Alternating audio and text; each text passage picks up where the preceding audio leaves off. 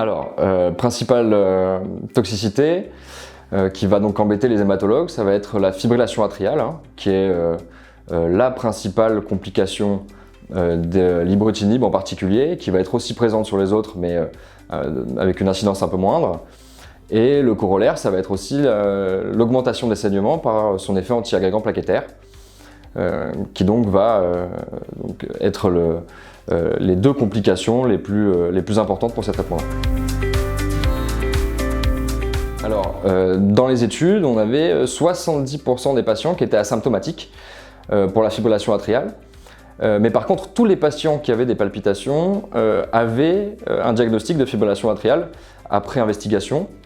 Alors, ce qui est recommandé pour les patients de plus de 65 ans, ça va être de faire une prise de la fréquence cardiaque et de l'électrocardiogramme à chaque consultation.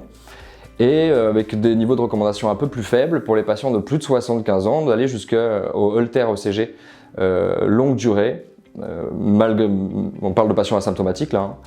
Et pour les patients symptomatiques, aller même jusqu'au Holter implantable pour aller rechercher la fibrillation atriale. Pour les patients ayant des bi-antiagrégation plaquettaire, effectivement, on peut discuter l'arrêt du deuxième antiagrégant.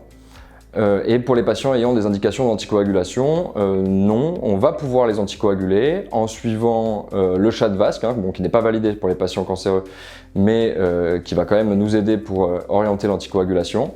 Et elle va se faire par HBPM et par AOD, et par contre la warfarine et les antivitamines K sont parfaitement contre-indiqués.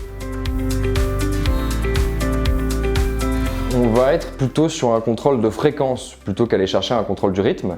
En règle générale, les fibrillations atriales sont plutôt bien tolérées et on va essayer de plutôt les tolérer et de régler le problème avec un contrôle de fréquence par bêta-bloquant. Alors il faut faire attention aux autres traitements bradycardisants, hein, puisqu'ils ont beaucoup d'interactions, et donc on va plutôt se contenter de baisser la fréquence cardiaque avec des bêta-bloquants.